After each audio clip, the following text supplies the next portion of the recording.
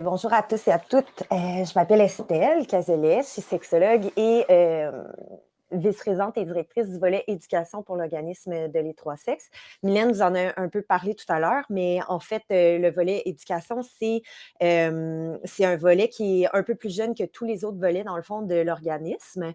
Ce qu'on essaie vraiment de faire dans le développement de ce volet-là, c'est beaucoup de sensibilisation directe, donc de faire de la formation, des conférences, des ateliers, même avec les milieux professionnels, finalement, sur des notions sexologiques qui parfois sont un peu complexes à intégrer dans nos pratiques professionnalisantes. Mais bref, moi, je me suis intéressée depuis la fin de mon baccalauréat en sexologie à l'éducation à la sexualité, mais surtout aux approches en éducation à la sexualité. C'est quoi les meilleures façons d'être ou façons de faire, finalement, euh, comme intervenant dans une posture finalement d'éducation à la sexualité. Puis j'ai envie de spécifier que l'éducation à la sexualité, elle existe un peu partout là, dans ce qu'on fait.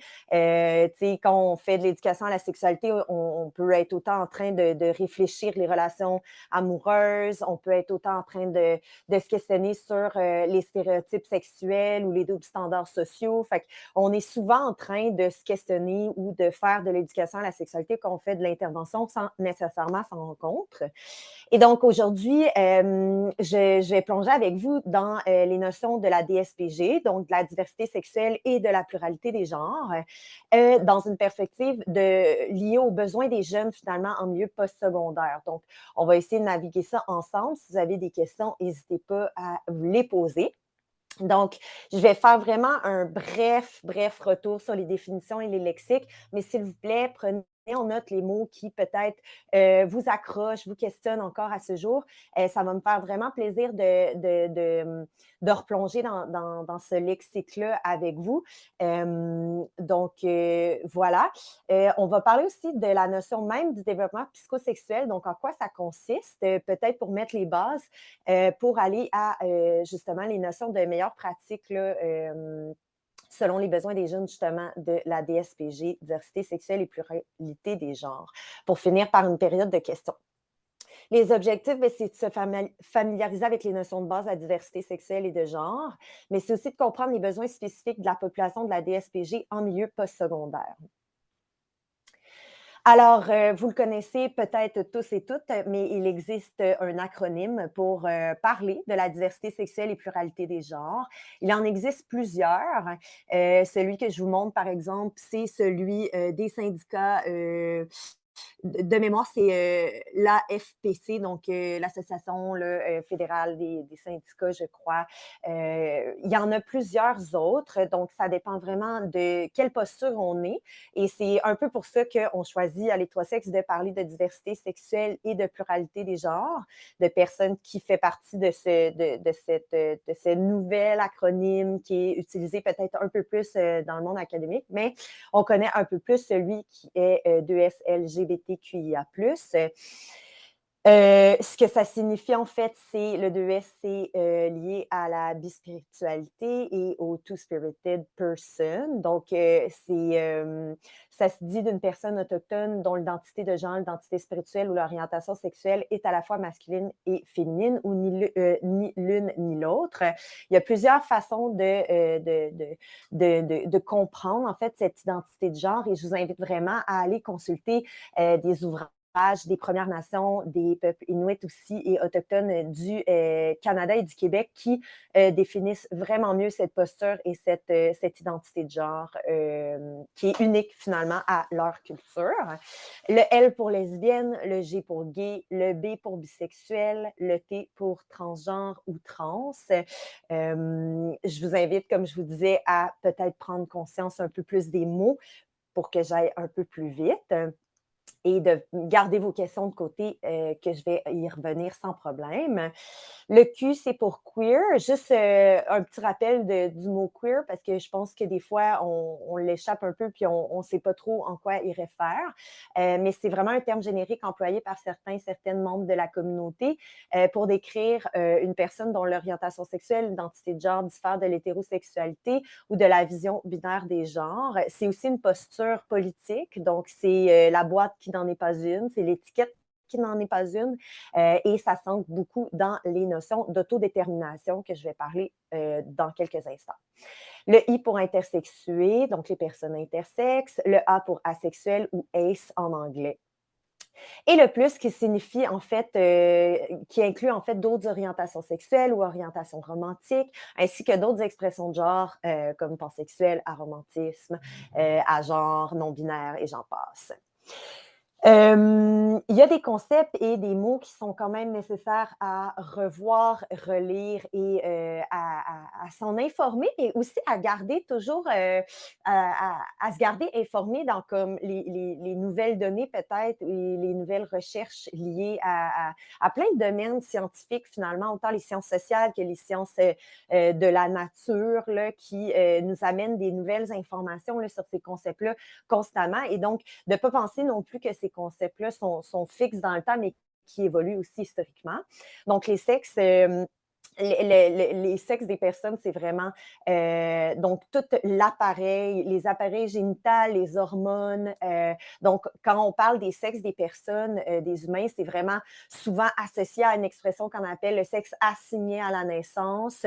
Donc, le sexe assigné à la naissance, c'est vraiment comme l'identité liée à notre genre, qui est basée sur des caractéristiques finalement sexuelles qu'un médecin ou qu'une médecin ou qu'une personne, lors de notre acte de naissance, va cocher.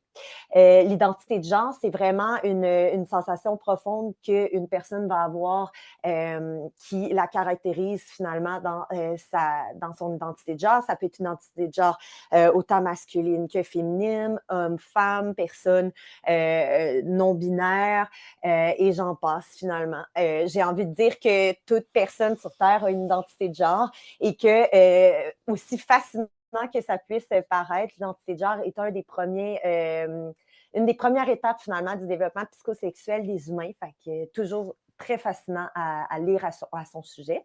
Les expressions de genre, finalement, c'est de quelle façon on va transmettre ou exprimer finalement cette identité de genre-là ou nos identités de genre à travers le temps. Donc, vraiment comme ça peut être autant la posture, la tonalité de notre voix, le port de certains vêtements. Pour certaines personnes trans, ça pourrait être d'avoir une certaine pilosité ou pas de pilosité, etc. Donc, il y a vraiment plusieurs façons d'exprimer son genre, qui peut être dans des visions plus traditionnelles de l'identité de genre ou non traditionnelles aussi.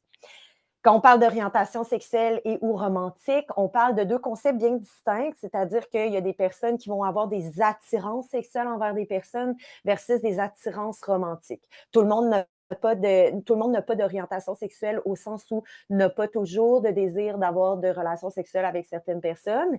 Et inversement aussi, certaines personnes ne sont pas romantiques. Donc, parfois, certaines personnes, leur orientation sexuelle, ça va fitter, donc ça va vraiment comme concorder finalement avec l'orientation romantique. Mais pour d'autres personnes, ces deux concepts-là sont distincts et différents. D'autres petits mots que je vous suggère d'aller consulter, de vous en informer, d'en jaser, de le discuter, c'est les notions de coming out. On en a parlé un peu tout à l'heure, mais aussi de coming in. On parle beaucoup plus, je trouve, dans les dernières années, de la notion de coming in qui serait en fait le concept associé à un peu le dévoilement de soi à soi-même, finalement. Un concept qui s'ancre beaucoup dans la notion en anglais, on appelle la conscience de soi, finalement. Donc, c'est de se faire un coming out à soi-même, c'est de se comprendre soi-même et de se l'avouer à soi-même, par exemple, dans son propre développement. Donc, les histoires de coming in des personnes queer ne sont pas les mêmes histoires que les histoires de coming out, par exemple. L'autodétermination, c'est une des choses les plus intéressantes et importantes quand on parle de DSPG.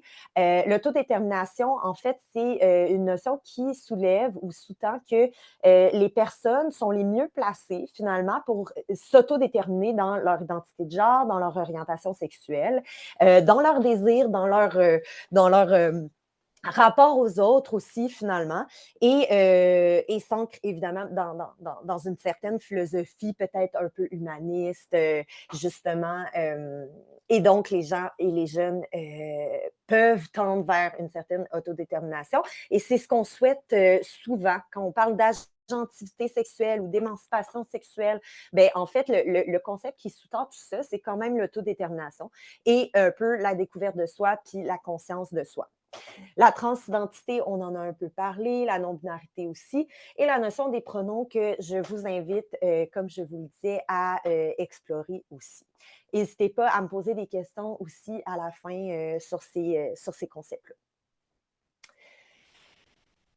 Donc, le développement psychosexuel, ben, ça fait partie de notre globalité de la sexualité. Généralement, on l'ancre un peu plus dans la notion psychoaffective. Donc, on parle vraiment de notre développement de l'imaginaire et de l'intimité, hein. On parle de nos expressions des émotions, des désirs, la satisfaction et l'affirmation de soi. Donc, on est vraiment dans la roue de la globalité de la sexualité. On est vraiment ancré le développement psychosexuel dans la notion psychoaffective. Le développement psychosexuel, en fait, c'est vraiment défini comme des étapes, hein, des étapes qu'une personne va traverser de leur naissance jusqu'à l'âge adulte. Moi, je dirais jusqu'à notre mort, en fait. Pour moi, le développement psychosexuel, c'est pas quelque chose qui est nécessairement inné. Il faut qu'on réfléchisse. Il y a énormément de choses à apprendre sur la sexualité humaine aussi. Donc, je pense que l'âge est important à définir selon certaines étapes comme l'identité de genre, l'orientation sexuelle, oui. Mais pour ce qui est de l'exploration, par exemple, de ses désirs ou les réflexions qu'on pourrait avoir sur soi-même, je pense sincèrement que ça peut se dérouler jusqu'à la fin de nos jours. Donc, ça touche autant les aspects psychologiques que physiologiques. Ça recouvre aussi bien des aspects individuels que sociaux. Mais on dit que si le développement psychosexuel prend fin avec l'âge, ben, comme je vous disais, la sexualité des individus, elle n'est pas figée pour autant. Donc, ça réfère aussi à ce que les jeunes peuvent vivre. Donc, Mylène en a un peu parlé tout à l'heure, mais il n'existe pas nécessairement un type de jeune, mais il existe évidemment plein de jeunes qui vivent des enjeux, des interactions, des intersections aussi qui amènent certaines problématiques, certains enjeux aussi, certaines émancipations, d'autres moins. Donc, c'est important de se rappeler que la sexualité, c'est aussi un produit hein, de rapports sociaux qui sont influencés par les classes sociales, le genre ou encore la couleur de la peau d'une personne. Euh, il faut aussi savoir que, et c'est important parce que je pense que ça influence un peu toute personne, quel que soit son âge, mais aussi et particulièrement les jeunes qui sont en train de se forger, de se développer justement dans leur globalité psychologique, mais aussi dans leur développement psychosexuel. La sexualité est quand même ancrée et productrice de rapports sociaux qui sont liés à des rapports de genre hétéronormés. Donc, si je vous donne un exemple assez banal là, du développement psychosexuel ou qui est ancré un peu dans des notions de double standard, de stéréotypes sexistes, liés à justement nos idéologies collectives du genre hétéronormé, bien, on peut vraiment voir les jeunes garçons, par exemple, les personnes assignées garçons à la naissance, lutter quotidiennement, finalement, pour leur hétérosexualité, se battre absolument là, quotidiennement là, en rejetant tout ce qui pourrait s'avérer d'homosexuel, de féminin, d'efféminé et j'en passe. Alors que les filles, on tend plus vers une genre de soumission là, collective, là, finalement, pour qu'il y ait une hyper féminité ou une féminité, finalement, et une création complètement en opposition, là, finalement, entre la fille qui est une bonne fille et la fille qui est une pute.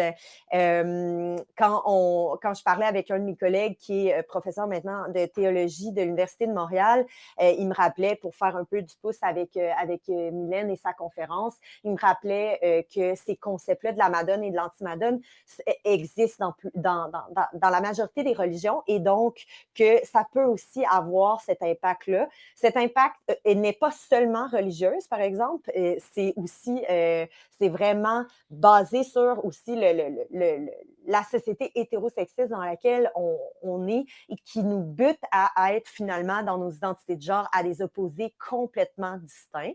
C'est ce que les jeunes vont vivre aussi dans leur développement. Quelques points intéressants dans le développement des jeunes, finalement, dans notre modernité. Je ne parlerai pas de nouvelles technologies de l'information. Ce n'est plus un constat, je trouve, valable de parler de nouvelles technologies d'information. Ça fait plusieurs années maintenant que nos communications, nos sexualités sont dans un espace numérique. Et donc, il faut quand même prendre en considération, même si on se sent un peu détaché de ça en tant qu'intervenant, intervenante, que l'intimité puis la construction de l'intimité chez les jeunes est vraiment aujourd'hui ancrée dans une diversification des modes relationnels et que, bien entendu, que l'impact d'Internet dans les rencontres et les échanges est présent là, constamment. Donc, pour faire du pouce sur les modes relationnels, ce que je veux dire par là, c'est que la sexualité, dans la vision des jeunes, est plus uniquement perçue ou vue ou vécue comme s'inscrivant dans une relation conjugale là, qui est le genre d'escalade là, des relations peut-être du couple, du mariage et j'en passe. Mais ça fait vraiment partie de la découverte de soi et des autres finalement. Donc, on voit vraiment, là, comme notre collègue sexologue Carl Rodrigue le dit, là, une transformation de la sphère intime et de l'idéal conjugal dans le parcours finalement développemental des jeunes et des moins jeunes aussi, qui ont aussi les impacts les répercussions finalement de ces changements-là. Et donc, on constate que chez les jeunes, les parcours intimes se diversifient et s'inscrivent plus nécessairement dans une dynamique unidimensionnelle.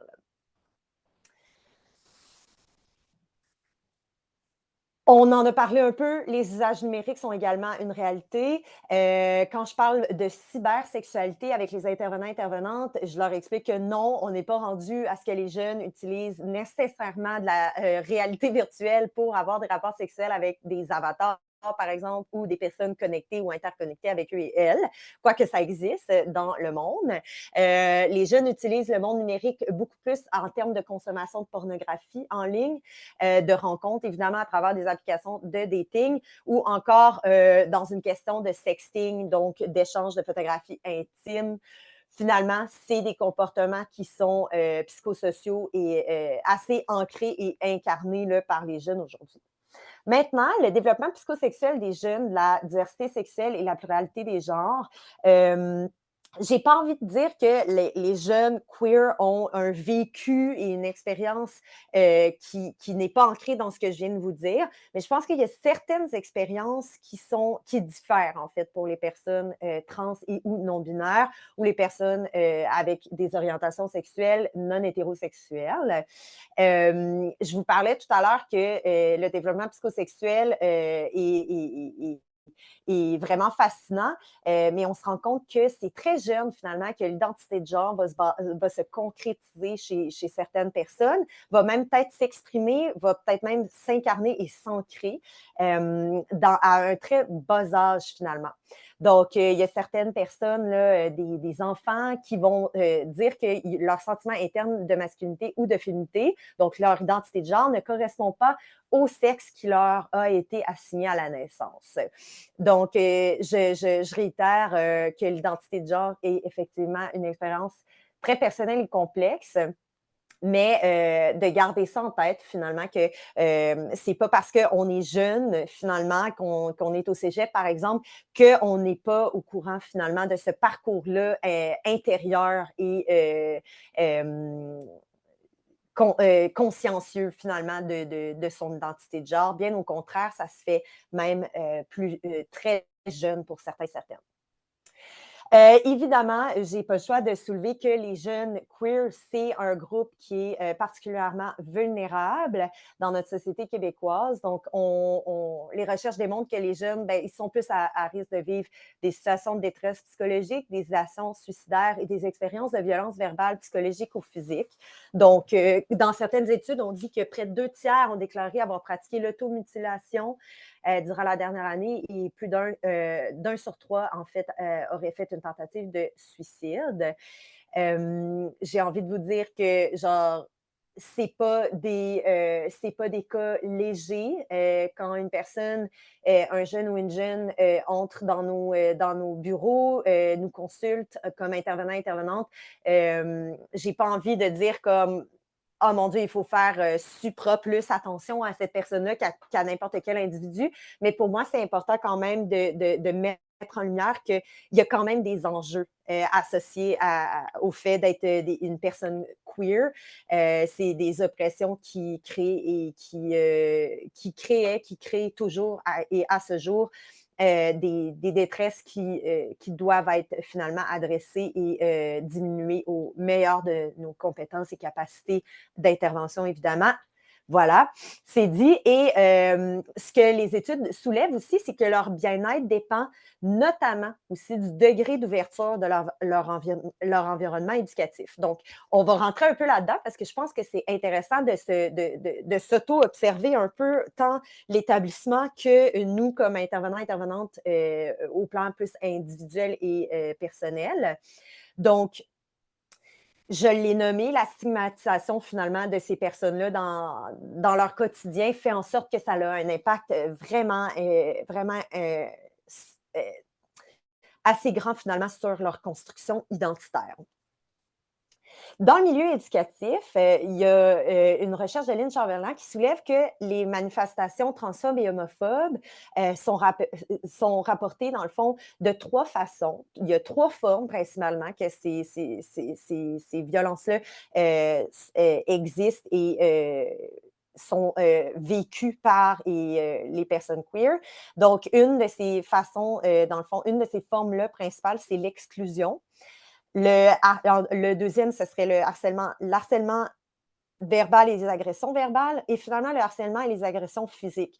Donc, il y a ces 3 paliers-là qui coexistent finalement dans le milieu éducatif et dont les jeunes peuvent être victimes de quotidiennement, finalement. Donc, à prendre en considération, ça existe toujours, même si on pense que la société évolue, on est plus en mesure de mieux comprendre les réalités aussi de la DSPG, mais il y a quand même des violences associées et il y a une montée finalement des violences envers les personnes de la DSPG. Les jeunes trans, en fait, ils ont fait état d'un faible sentiment de sécurité à l'école. Vous comprendrez que ça crée certaines répercussions finalement là, dans leur cheminement scolaire. Là. On observe en recherche qu'il y a un certain pourcentage qui est un peu plus élevé, dans le fond, chez ces personnes d'absentéisme, de difficultés de concentration, puis la réussite scolaire est toujours un peu incertaine, finalement, pour ces personnes-là. Les personnes de ces études ont aussi soutenu que le personnel scolaire avait parfois des attitudes transphobes ou homophobes à leur égard. Et ou sinon, qu'ils ne sentaient pas toujours le soutien finalement nécessaire relativement à leur situation ou à leur vie finalement du corps enseignant et ou des professionnels non enseignants de leurs établissements. Pourquoi les jeunes vivent de l'homophobie en tant que personnes trans? C'est parce qu'en plus d'être peut-être mégenrés, par exemple, les gens vont se faire étiqueter à la base, les jeunes vont se faire étiqueter en premier lieu comme gays ou lesbiennes et non pas comme, par exemple, personnes trans. Donc, malheureusement, il y a comme c'est comme si les rapports d'oppression puis de violence s'accumulent en, à cause que les gens, finalement, qui perpétuent ces violences-là sont comme pas au courant, finalement, de ces différences-là. Donc, les jeunes soulèvent qu'ils subissent donc des attitudes et des comportements homophobes de la part de leur père en milieu éducatif, mais aussi parfois même par le personnel scolaire. Pour les jeunes, en fait, on constate que il y a évidemment une adaptation des pratiques hein, dans le réseau de l'éducation qui est fondamentale et qui pourrait permettre de diminuer finalement cet état-là et ce vécu-là pour les personnes queer finalement. Donc, il y a certains exemples que je vous donne, mais évidemment, c'est une réflexion que chaque établissement ou chaque communauté peut-être de diversité et d'inclusion dans chaque cégep peut avoir hein, pour eux elles-mêmes en visant les besoins qui sont peut-être un peu moins empiriques comme ceux que je donne, mais vraiment comme plus spécifiques à la réalité des personnes de la DSPG, les jeunes queer finalement de nos établissements spécifiques. Donc, ça peut être aussi des discussions qui sont faites à l'interne entre vous, à savoir ça serait quoi la meilleure façon de s'adapter dans tout ça. Donc, on se fait donner des exemples par plusieurs recherches qui disent que une des façons de s'adapter, ce serait de favoriser l'utilisation du pronom usuel ou choisi des personnes par le jeune finalement ou lié à son auto-identification. Donc, de faire attention de ne pas mégenrer une personne. On dit aussi de donner accès hein, à des services à ces personnes-là en les soutenant dans leur identité de genre. Donc, en invisibilisant pas cette partie-là d'eux et d'elles. On soulève l'exemple d'intervenir en soutenant l'affirmation de l'identité des jeunes trans. Donc, puis pourquoi ça revient souvent en recherche, c'est qu'en fait, on constate que ça permet vraiment d'améliorer la santé. Imaginez la santé des jeunes, le sentiment de bien-être et la qualité de vie en général de ces personnes. Finalement, dernier petit point, exemple, ce serait d'offrir des activités de sensibilisation et de formation au sujet des réalités des jeunes trans et des jeunes non-binaires, mais aussi de la diversité sexuelle en général. Donc, ça peut être pour la direction, les cadres, les enseignants-enseignantes, les professionnels de soutien et j'en passe, comme un peu ce qu'on fait aujourd'hui tous et toutes ensemble. J'ai dû mettre une astérix, en fait, quand on nous donne l'exemple de favoriser l'utilisation du prénom usuel ou choisi et des pronoms choisis des personnes, des jeunes, en fait, de la DSPG.